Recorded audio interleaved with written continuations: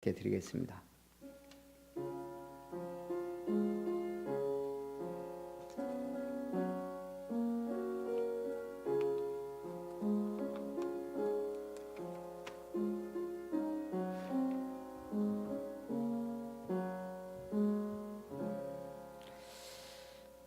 영원한 기업의 약속을 주신 하나님께 감사드립니다. 하나님 나라의 일에 대해 말씀하신 그리스도 안에서 성삼위 하나님의 비밀 누리며 보좌의 배경을 누리며 흑암이 꺾이는 권세를 누리며 부르심을 입은 자로 영원한 기업의 약속을 주신 하나님 안에서 오늘도 약속 붙잡고 승리하는 예배가 되게 하옵소서. 주 예수님의 이름으로 기도합나이다. 아멘. 찬송 289장입니다.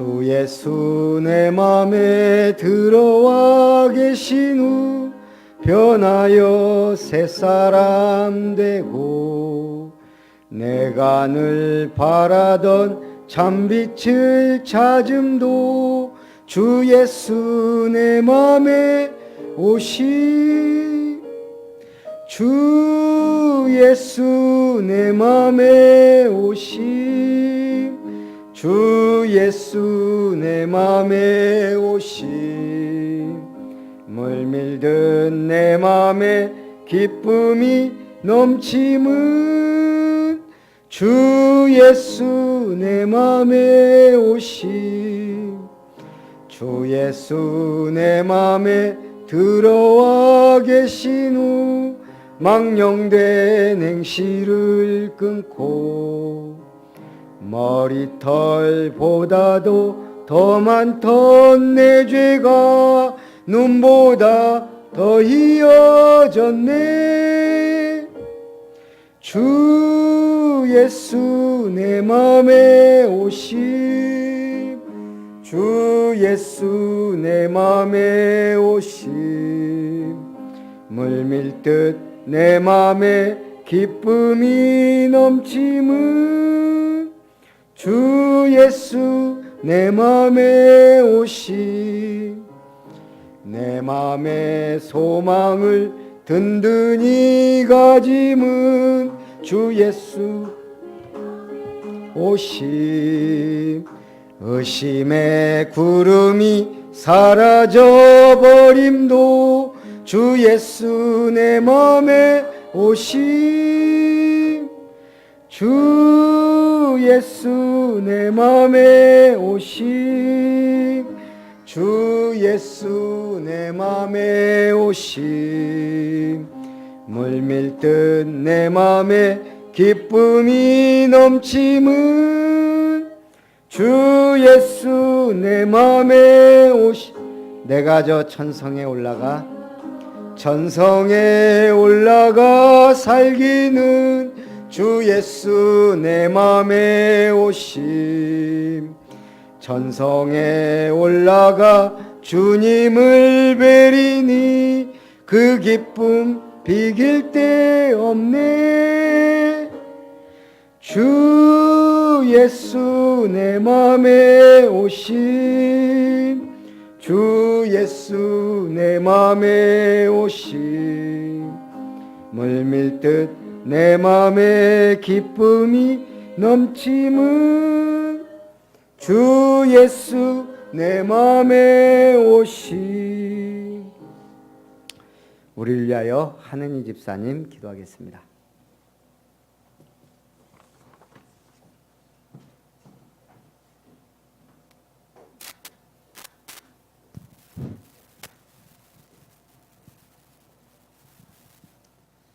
아브라함처럼 우리 속에 가지고 있는 불신앙을 다 버리고 확실한 언약 붙잡고 하나님이 가장 기뻐하는 전도자의 삶에 귀한 은혜 주심을 감사합니다. 영원한 기업의 약속으로 언약의 중보자가 되게 하시고 아름다운 교회 중심으로 생명이 일어나기를 기도합니다. 아멘. 믿음으로 말미암아 약속된 기업으로 본받는 자가 되게 하옵시고 성경적 전도운동 절대 시스템, 절대 제자, 절대 현장을 찾는 증인이 되기를 원합니다. 하나님 앞에서 구하고 찾고 두드리는 기도 말을 하게 하시고 하나님의 말씀을 듣고 행하는 자가 되어 말씀의 반석 위에 우리의 인생을 세우게 하시고 복음 떠난 것을 늘 확인하게 하시고 언약의 여정을 통해 인생 작품 만드는 참 언약의 시작이 되게 하옵소서. 성부 하나님의 언약을 묵상하고 성자 예수님이 성취하신 그리스도 비밀을 누리며 성령 하나님이 주신 권능으로 신분과 권세를 회복되고 하늘 군대가 동원되는 축복을 누리게 하옵소서. 참된 서밋의 자리에서 성령 충만함을 받아 마음과 생각과 육체가 치유되는 증인이 되어 하나님이 날마다 우리와 함께 하시는 임마누엘의 시스템이 만들어지고 이 축복이 업의 현장에서 원리스 시스템으로 나타나게 하옵소서. 하나님 아버지, 복음이라는 완전한 해답을 주심에 감사하며 세상이 당하는 고난의 이유를 알고 언약의 여정을 걷게 하시고 이들을 살리는 증인으로 서게 하옵소서. 전 성도가 참된 복음, 참된 교회, 참된 예배를 회복하게 하시고 예배의 성공이 인생 성공임을 알고 예배의 모든 우선 순위를 맞추게 하옵소서. 살아계신 주 예수 그리스도 이름으로 기도합니다. 아멘.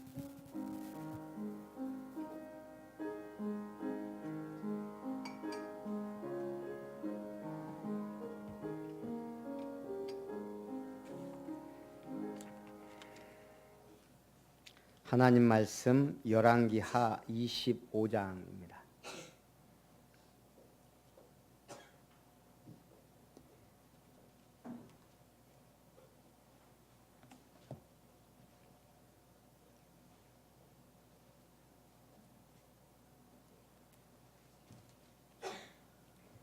열왕기하 25장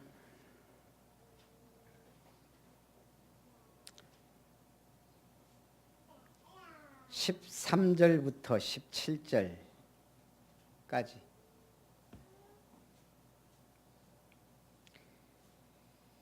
(8절부터) 17절까지 한 절씩 교독합니다. 바벨론 왕 느부갓네살의 19째 해 5월 7일에 바벨론 왕의 신복 시위대장 느부사라단이 예루살렘에 이르러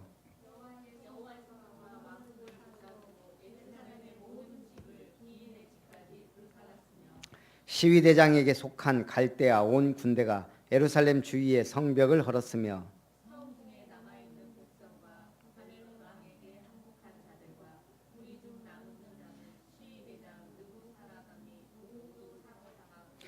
시위대장이 그 땅에 비천한 자를 남겨두어 포도원을 다스리는 자와 농부가 되게 하였더라.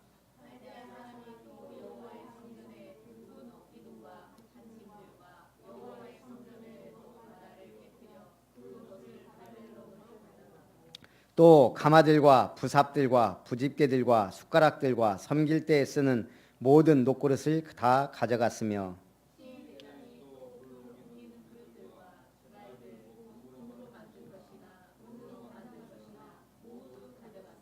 또 솔로몬이 여호와의 성전을 위하여 만든 두 기둥과 한 바다와 받침들을 가져갔는데 이 모든 기구의 놋 무게를 헤아릴 수 없었으니 그 한 기둥은 높이가 18규빗이요 또 꼭대기에 놋머리가 있어 높이가 3규빗이요 그 머리에 둘린 그물과 석류가 다 놋이라. 다른 기둥의 장식과 그물도 이와 같았더라. 아멘. 오늘 성전 붕괴. 솔로몬 때 지었던 성전이 완전히 무너졌습니다.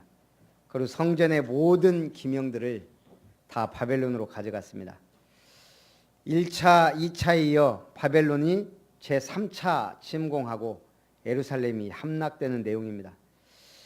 이스라엘이 통일 왕국이 되어 사울왕, 다윗왕, 솔로몬왕에 이르다가 그 아들 때 남북으로 분열됩니다. BC 약 930년. 그리고 345년 만에 북왕국이 멸망합니다. BC 722년. 이어 남왕국마저 멸망합니다. BC 586년. 바벨론 1, 2차 침공으로 거의 황폐한 지경에 이르렀던 남왕국 유다가 결국 바벨론의 제3차 침공으로 인해 완전히 멸망당한 겁니다. 월요일 날 우리 손충희 목사님 발인 예배 드리고 또 하관 예배 드리는 데까지 이렇게 갔거든요. 마지막에 이제 관을 이렇게 운구하면서 내 손으로 보내드리는 것 같다 이런 좀 생각이 들더라고요. 마지막에 이제 관을 들었으니까 이제 어떤 목사님은 낚시 친구를 잃었다 뭐 이런 얘기도 하시고 우리가 이렇게 얘기를 했는데 좀 여러 가지 생각이 들어요. 젊은 나이에 그렇잖아요. 참 50대 되면 이제 자기 건강 관리 해야 된다고. 그리고 이제 한 60 넘으면 잘 관리하면 이제 100세까지 갈 수 있는 그런 시대인데요. 어쨌든 좀 그거 하나는 확실하게 각인이 되더라고요. 건강 관리 잘해야 되겠다. 우리 참 세상에 살다 보면 신기한 게 하나가 있어요. 눈에 보이지 않는데 존재하는 것. 그게 바람이에요. 이 바람이 참 신기해요. 지금도 보면 지금 바람이 부니까 이게 움직이잖아요. 지 혼자 스스로 움직일 리는 없고. 그럼 우리는 바람이 분다라고 알아요. 바람은 자신의 모습을 홀로 드러내지 않는다. 나뭇가지를 춤추게 하고 구름을 그림쟁이로 만들고 남의 머리카락을 헝클므로 자신의 모습을 드러낸다. 때로는 살랑살랑, 때로는 세차게, 때로는 시원하게, 때로는 강하게 자신의 모습을 드러냅니다. 어떤 분하고 닮았죠? 하나님하고 닮았어요. 하나님도 자신의 모습을 홀로 드러내지 않으세요. 하나님은 소자에게 냉수 한 그릇 대접하는 그 사람에게, 강도 만난 사람에게 손 내미는 사람에게, 당신 말에 순종하며 사는 사람을 통해 자신의 모습을 드러내십니다. 때로는 따뜻하게, 때로는 지엄하게. 하나님은 그렇게 당신의 모습을 드러냅니다. 하나님의 모습을 가장 잘 드러낸 것이 이스라엘의 역사입니다.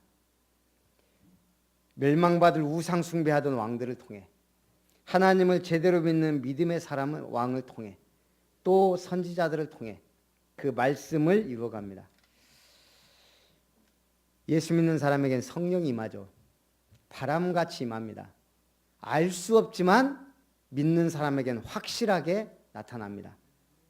바람의 위력을 잘 경험해보지 못한 사람은 잘 몰라요. 배를 탄 사람들은 잘 알아요. 또 불 붙었을 때 이 바람이 불 때 얼마나 위험한지 알아요. 저는 한번 불려봐서 알아요. 불 딱 붙였는데 바람 부니까요. 초가지붕 하나 타는 게 순식간이더라고요. 불 같은 바람 같은 성령. 저는 차도 한번 태먹었어요. 우리 집사람도 탔었는데 광양빛교회 그레이스 가는데 차가 조금 이게 약간 속도가 죽는 느낌이 나요. 이거 잘못됐다 해갖고 차를 갓길로 대고 딱 본닛이었는데 퍽퍽 불이 튀더라고요. 그래갖고 왜요? 막 소화기 뭐고 막 뿌려봤는데 이미 늦었어요. 딱 불 붙었는데 엔진룸에 다 뒤로 가세요 해갖고 한 대여섯 명 있었는데 뒤에 저기서 이제 우리 구경하고 있는 거예요. 못 쪼겠어요. 불 딱 붙기 시작하더만 그레이스 차 한 대 타는데 10분이 안 걸린 것 같아요. 제 생각에는 금방 확 타더니요. 뭐 소방차 왔을 때는 이미 뼈대만 남아갖고 그게 불의 위력이라는 거. 하나님이 역사하시면 어떻게 될지 몰라요. 거기에 바람 같은 성령. 우리 교회에 그런 역사가 일어나야 될 줄 믿습니다. 첫 번째, 예루살렘의 멸망입니다. 시드기야 제9년 열째 달 10일에 바벨론의 왕 느부갓네살이 그의 모든 군대를 거느리고 예루살렘을 치러 올라와서 그 성에 대하여 진을 치고 주위에 토성을 쌓음에 그 성이 시드기야 왕 제11년까지 포위되었더라.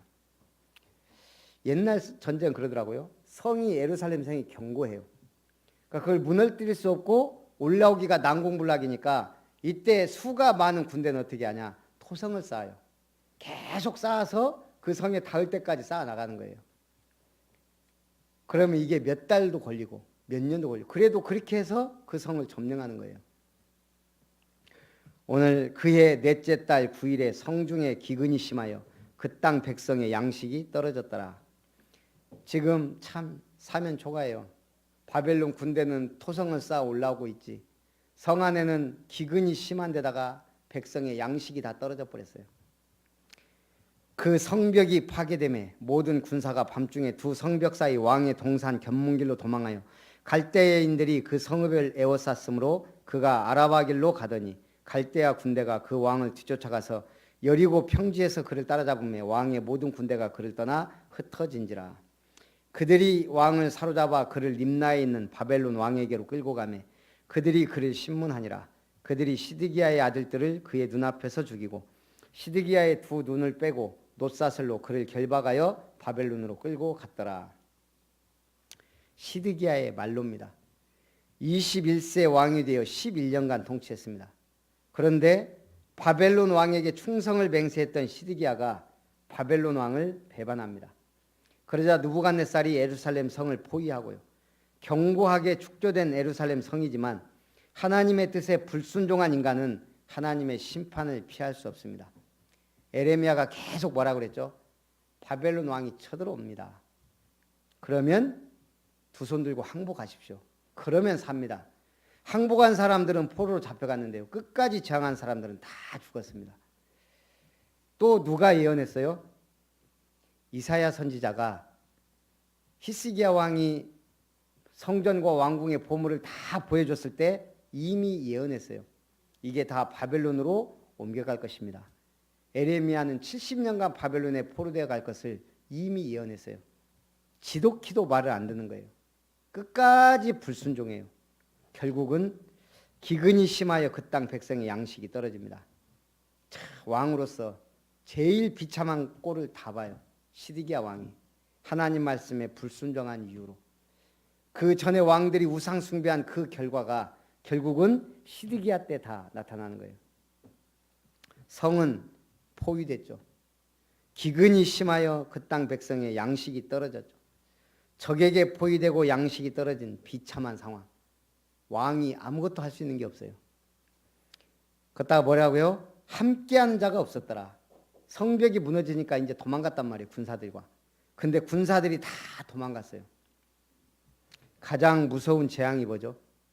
하나님이 함께하지 않는 거예요. 하나님이 함께하지 않는 것은 결국 이미 재앙 속에 있다는 거예요. 그리고 비참한 최후를 맞이하는데 어떻게 해요? 그 아들들이 바벨론 왕이요 눈앞에서 죽이고 시드기야 두 눈을 빼고 놋사슬로 그를 결박해 바벨론으로 끌고 갔습니다. 거기에서 이제 죽임을 당합니다. 예루살렘의 멸망. 두 번째 더 기가 막힌 일이 벌어집니다. 성전이 붕괴됩니다.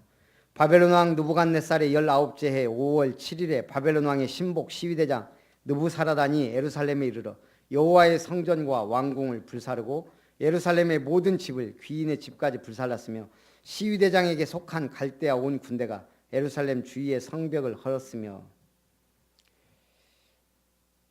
하나님의 말씀대로 성전이 다 헐리는 거예요. 성중에 남아있는 백성과 바벨론 왕에게 항복한 자들과 무리 중 남은 자는 시위대장 느부사라단이 모두 사로잡아가고 시위대장이 그 땅에 비천한 자를 남겨두어 포도원을 다스리는 자와 농부가 되게 하였더라. 결국은 끝까지 항복한 자들은 포로로 잡아가고 끝까지 항거한 자들은 죽이고 그 땅에는 누구만 남겨둬요? 비천한 자를 남겨두어 포도원을 다스린 자의 농부가 되게 하였더라.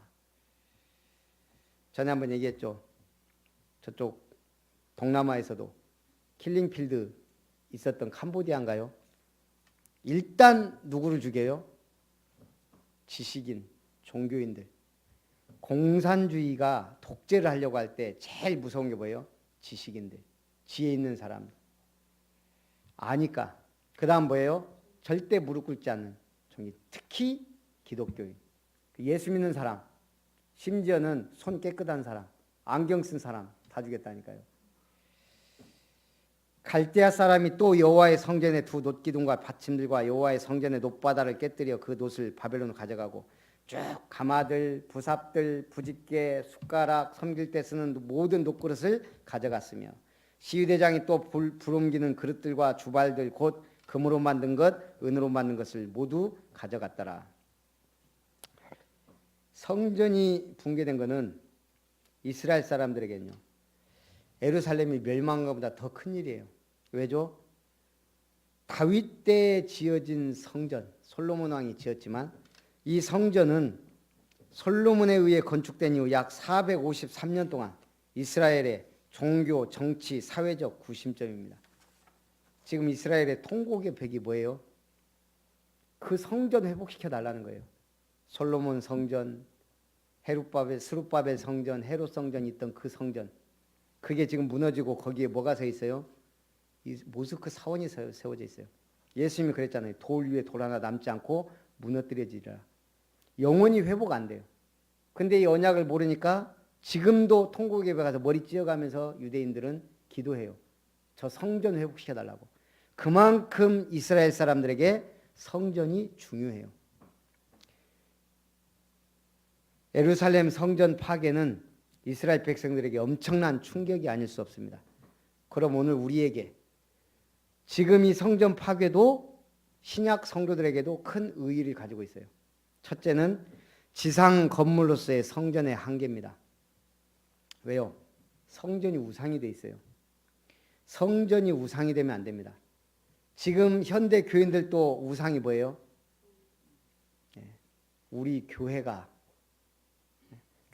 크고 목사님의 학력이 중요시되고 그런다니까요. 은근히 교회 안에서도 서열이 정해지고. 우리 집사님이 전화가 와가지고 오늘 대표기도인데 시의원을 만나니라고 밥이 늦게 나왔대요. 약속보다. 그래서 제가 그랬어요. 일단은 전화해 주신 게 너무 감사하더라고요. 대표기도, 수요예배 대표기도 못 온다고 전화하는 분이 별로 없어요. 아니, 거의 없어요. 예배 못 나온다고 이제 그것도 잘 안 하고 일단은 감사하더라고요.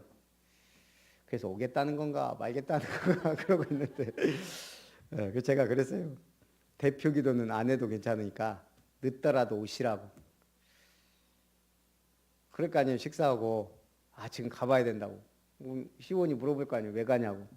지금 교회 가야 된다고. 그래서 한마디 더 해야 돼요. 나 대표기도 하러 간다고. 그게 전도예요. 복음 안 들을 사람 어차피 안 들으니까. 그러면요. 신앙생활을 하고 있었네. 어떤 교회야? 어떤 교회를 다니길래 저렇게 변했지? 제가 볼 땐 분명히 그랬을 거예요.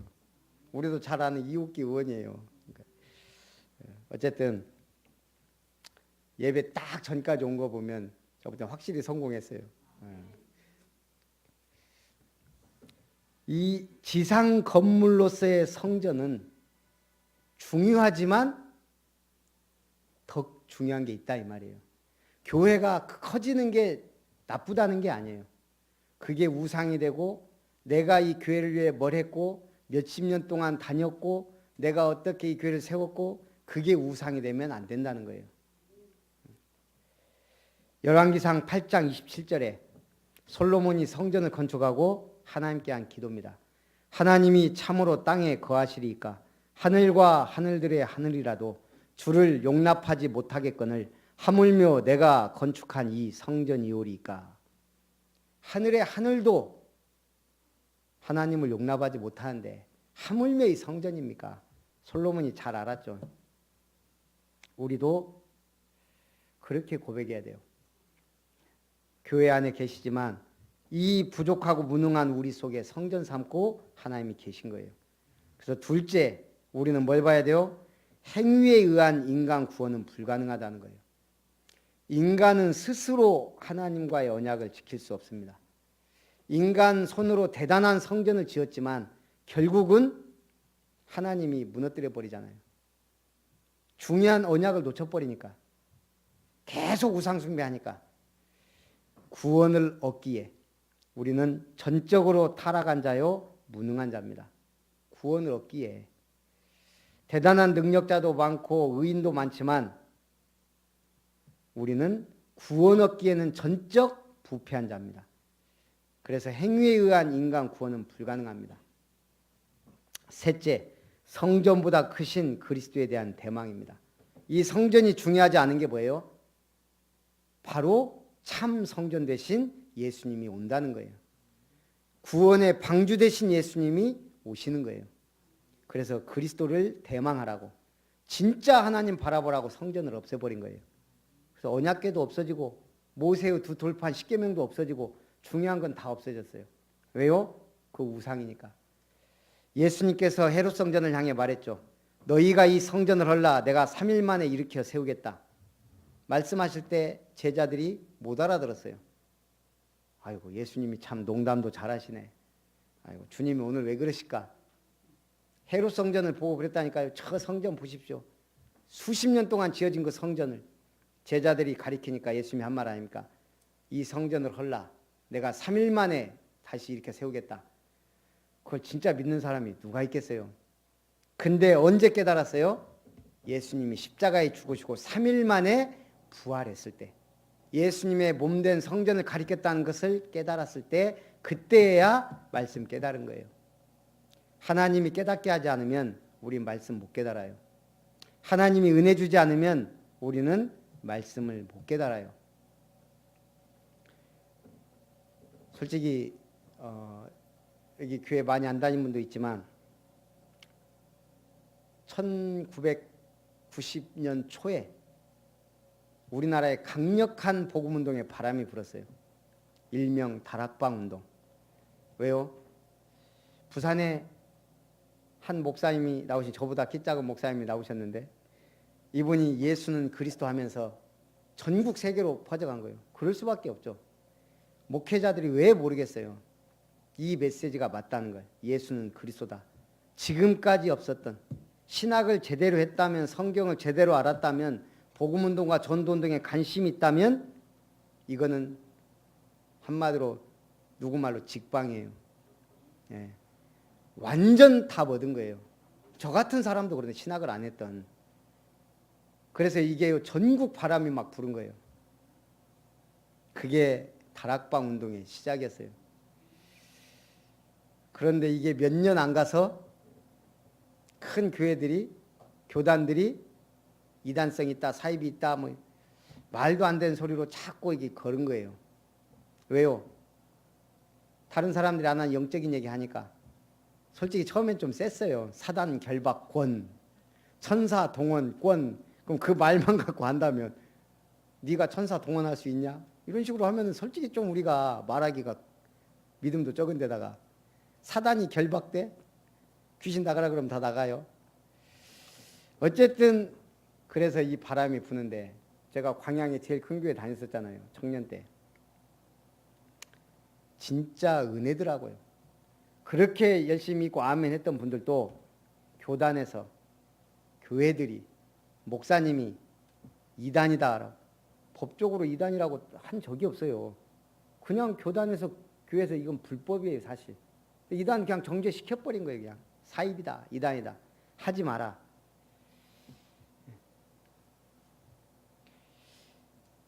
제가 막 뜨거우니까 우리 가족들부터 막 가갖고, 어머니 내가 가라는데 좀 가시라고, 20만 원 드릴 테니까 합숙 한번 가시라고.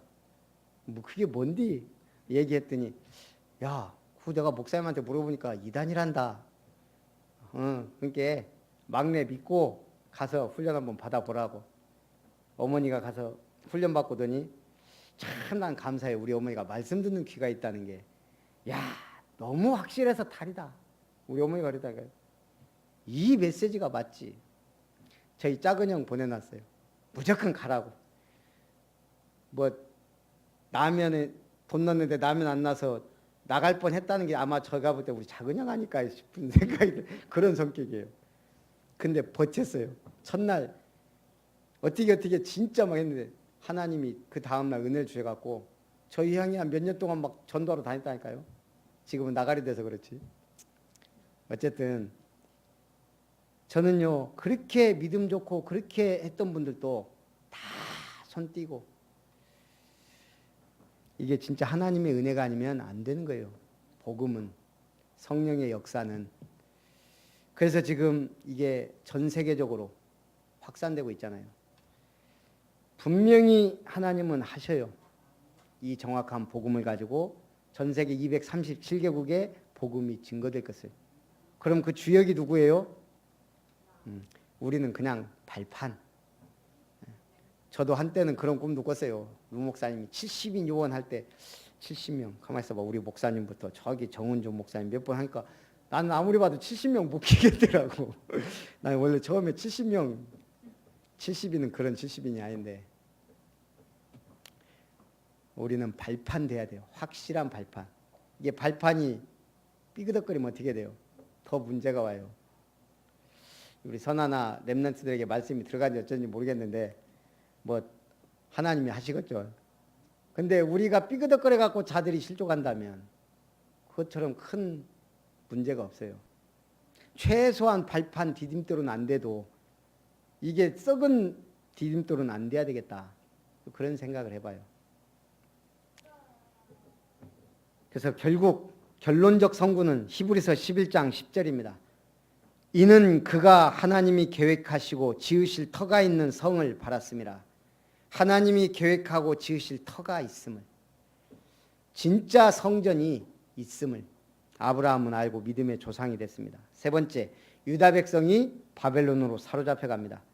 시위대장이 대제사장 스라야와 부제사장 스바냐와 성전문지기 세 사람을 사로잡고 또 성중에서 사람을 사로잡았으니 곧 군사를 거느린 내시 한 사람과 또 성중에서 만난 바 왕의 시종 5사람과 백성을 징집하는 장관의 서기관 한 사람과 성중에서 만나 바 백성 60명이라. 다 어떤 사람들이에요? 잘 나가던 사람, 똑똑한 사람들. 어떻게 됐어요? 시위대장 느부사라단이 그들을 사로잡아 가지고 림나 바벨론 왕에게 나아가매 바벨론 왕이 하마 땅 림나에서 다 쳐 죽였더라. 이와 같이 유다가 사로잡혀 본토에서 떠났더라. 참, 이스라엘 백성이 왜 예루살렘이 멸망하고 성전은 돌아나 남지 않고 무너뜨려지고 왜 귀인들은 다 잡혀가서 죽고 이런 일이 벌어졌어요? 하나님의 언약과 반대되면 아무 가치 없는 거예요. 이스라엘도 성전도. 그러면 우리의 가치는, 나의 가치는 우리 몸값이 얼마나 할까요? 우리 곽성자 권사님은 몸값을 확실하게 알 수 있을 것 같아요. FC니까 다른 데로 가게 되면 얼마 준다 이런 게 확실한 것 같아요. 그럼 그 몸값이잖아요. 금이나 은은 몇 냥으로 몇 돈이냐 이렇게 따집니다. 돼지나 소는 근으로 무게를 따집니다. 사람의 몸값은 일하는 능력으로 따집니다. 같은 일을 해도 누구는 하루에 푼돈을 받고 누구는 1년에 몇 억을 받습니다. 한 푼을 벌려고 사람들 앞에 무릎 꿇고 기는 흉내까지 내는 거지도 있고 수천만 원이 적다고 거절하는 사람도 있습니다. 여러분 몸값이 궁금하시죠? 몇백억 원을 준다 해도 마음을 움직이지 않았다면 당신의 몸값은 몇백억 원입니다. 그러나 몇백만 원 앞에 마음이 움직였다면 몇백만 원짜리 사람입니다. 결국은 뭐예요? 사람의 가치는 버는 돈만으로 따질 수 없다는 거예요. 돈보다 명예를 더 중요하게 여기는 사람도 많다는 얘기예요. 그 명예도 마을 동장 하나 하려고 마음을 쓰고 정정긍긍한 사람이 있는가 하면 대통령 자리로도 움직일 수 없는 사람이 있습니다. 결국 사람의 몸값은 세상이 결정하는 게 아니고 누가 결정해요? 자기 자신이 결정하는 거예요. 내 생각, 내 그릇이 내 몸값을 결정해요. 저도 기도하면서 대충 하나님 앞에 하는 게 있어요. 우리 교회가 얼마나 커질 것인가. 제 능력 봐서는 아니올시다예요. 그런데 제가 마음 먹고 하는 기도가 있어요. 하나님, 이만큼은 하고 가야 되지 않겠습니까? 라는 기도. 그게 제 가치겠죠. 지금 이 순간이 아니고 마찬가지예요. 지금 선화의 가치는 어디에 있어? 지금 말씀 받으면서 네 속에서 생각하는 그 생각 속에 너의 가치가 결정이 된다고. 어른들이 어차피 한물 갔으니까 메시지 듣고 끝나면 되지만 진짜 아멘 해야 될 사람은 선화, 복염이에요. 근데 제가 아직 아멘을 할 줄 몰라가지고. 예. 그것도 중요해요. 그것도 믿음이에요.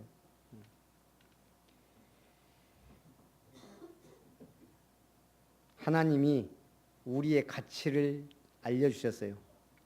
우리를 위해 하나님이 뭘 포기하셨어요? 독생자 예수 그리스도를. 그럼 우리 가치는 우리가 따질 수가 없어요. 하나님이 천하보다 귀한 영혼으로 우리를 축복하셨다는 얘기죠. 고린도전서 7장 23절. 그래서 명심해야 됩니다. 너희는 값으로 사신 것이니 사람들의 종이 되지 말라. 하나님이 우리에게 이 자유와 축복과 구원을 값으로 주지 않고 핏값으로 줬어요. 그래서 우리는 사람들의 종이 되지 말라는 거예요. 이 말은 뭐예요? 인간관계에 매이지 말고 돈에 매이지 말고 권력에 매이지 말고 끌려다니지 말라는 거예요. 1907년 처녀의 몸으로 들어와 선교사 하다가 숨진 양화진 선교사 루비 캔드릭이란 선교사가 있습니다. 미국의 친지들에게 보낸 편지입니다. 내가 영어를 하면 사람들이 웃어싸갖고 해. If I had a thousand leaves to give, Korea should have them all. 발음을 확실하게 하려고 읽은 거예요. 선한 이렇게 하면 안 돼. 나는 괜찮아. 토종 한국이니까. 근데 너희 때 이렇게 하면은 장애인이야. 제가 뭘 하겠는지도 모르면서 웃어. 그게 더 기가 막혀. 뭐라고 했어? 나에게 1000개의 생명이 있다면 나는 그 생명 모두를 한국에 바치겠다. 제가 이걸 한 번이라도 읽고 왔으면 이렇게까지 안 했는데 사실은 한 번도 안 읽고 왔어요. 메시지 준비하고. 나에게 1000개의 생명이 있다면 나는 그 생명 모두를 한국에 바치겠다. 처녀의 몸으로 와서 선교하다 숨진 양화진 선교사. 참 대단하다기보다 하나님의 은혜가 아니면 불가능한 일이에요. 생명을 보장받을 수 없던 그 조선, 진짜 문맹국, 가난하고 못 산 사람들의 나라, 이곳에 와서 1000개의 생명이 있다면 그걸 바치겠다라고 하는 선교사가 있었기 때문에 하나님이 그런 마음을 주셨다는 것은 그만큼 우리가 복받았던 거예요. 우리 중에 단 한 사람이라도 나는 렘넌트 운동하다 가겠다. 그 사람 때문에 하나님 복을 주시는 거예요. 믿음이 별거예요. 그냥 어차피 공짜예요. 믿음은. 우리 교회 내가 아름다운 교회 한 1000억은 해야지. 그런 사람 나오면 복 주신다니까요. 하고 있었죠. 예. 1000억은 한 2, 3억 얘기하고 그것도 그거 계산하고 있으니까 하나님 응답을. 제가 볼 때요. 교회도 큰 거 지려면 한 500억은 있어야 되더라고 보니까. 그럼 우리 치유사역원에다가 내가 보니까 진짜 제대로 하려면 1000억은 있어야 되는데 이런 소리 해봐야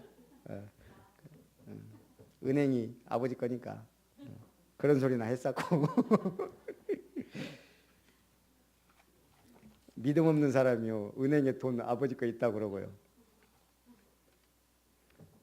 계산하는 사람은 아무 말도 않고 가만히 있고요. 아무것도 없는 사람은 아멘 하고 큰 소리 치고.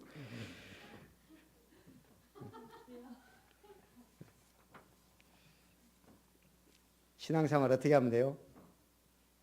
우리 집사님이 대표기도 했잖아요. 내가 대표기도를 안 하더라도 내가 대표기도 하는 그 마음으로만 평생 하면 완전 성공해요. 대표기도하는데 막 불신앙한 사람 제가 못 봤거든요. 횡설수설하는 사람은 봤어도. 예. 대표기도만큼만 평상시 하면 돼요. 부족하고 무능해도 승리하시기를 바랍니다. 살아계신 하나님 감사합니다.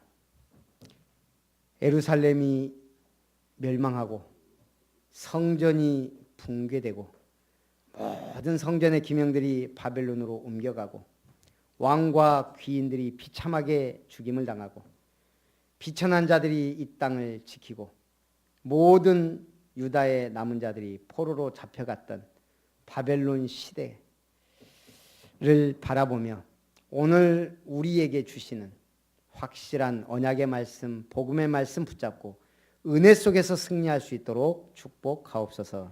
주 예수님의 이름으로 기도합나이다. 아멘. 받으신 은혜를 생각하면서 찬송 465장입니다.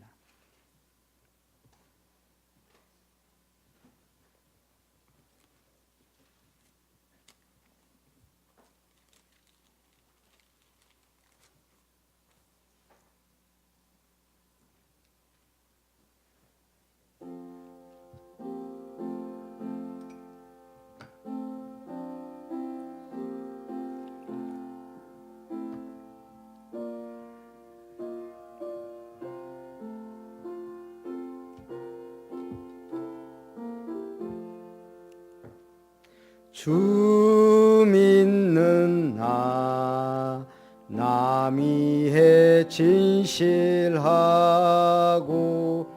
날 보는 자 위해서 정결코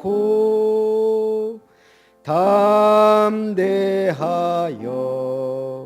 이 세상 환난 중에 나 용감히 늘 승리하리라.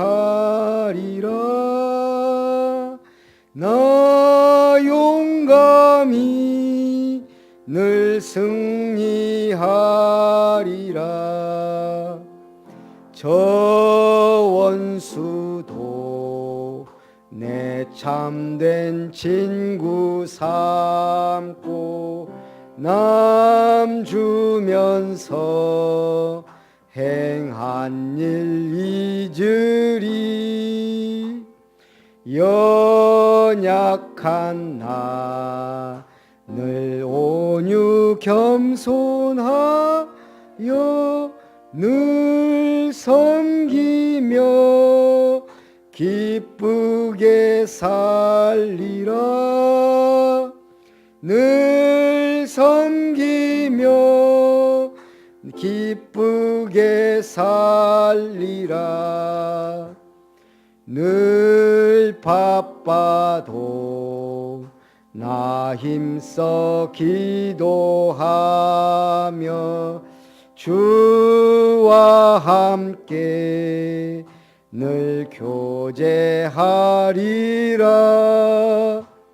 주 가신 길 그 발자취를 따라 믿음으로 늘 쓸게 하소서. 믿음으로 늘 살게 하소서. 아멘. 교회 소식을 드립니다. 구역 예배 드리면 저한테 문자를 바로 주시기 바랍니다. 그래야 그 주 광고 주보에 올립니다. 우리 손충희 목사님 장례 예배는 은혜 속에 잘 마쳤습니다. 그리고 제가 우리 재정 부원들하고 좀 얘기할 시간이 없어가지고 못하고 조의금을 조금 많이 했습니다. 저희 교회 수준에서는 그 사모님 살아야 되니까 일단은 좀 그래서 마음에 감동이 돼서 그렇게 했으니까 그렇게 이해하시고요. 수요 예배 후 구역장 인도자골 잘 모임. 오늘은 그 각자 주변에 질병과 문제로 고통받는 분들 오늘도 꼭 같이 우리 또 구원의 길 합주에 하도록 합니다. 세례교육 있습니다. 주변에 혹시 받아야 될 분 권면해 주시고요. 그 다음에 다음 주 월화가 전남내 정기노회고 11일이 전남 사역자 훈련입니다. 그리고 21일 부활주일 있습니다. 기도해 주시기 바랍니다. 축도로 예배를 마칩니다. 이제는 독생자까지 포기하시고 우리를 구원하신 하나님의 그 크신 사랑하심과 십자가의 죽기까지 순종하시고 하늘 보좌에 앉으신 만왕의 왕 주 예수 그리스도의 놀라우신 은혜와 우리 속에 내주 인도 역사하시며 우리를 성전 삼고 변화시키시며 영화롭게 하시는 성령 하나님의 은혜가 오늘 예루살렘의 멸망과 성전 붕괴를 보며 교회가 우상이 되지 않고 다른 세상적인 것이 우상이 되지 않고 오직 그리스도 하나님 나라 성령의 역사를 따라 아름다운 미션을 이루기를 소원하는 모든 언약의 백성들, 아름다운 권속들, 우리 렘넌트들 위해 이제로부터 영원토록 항상 함께 있을지어다. 아멘.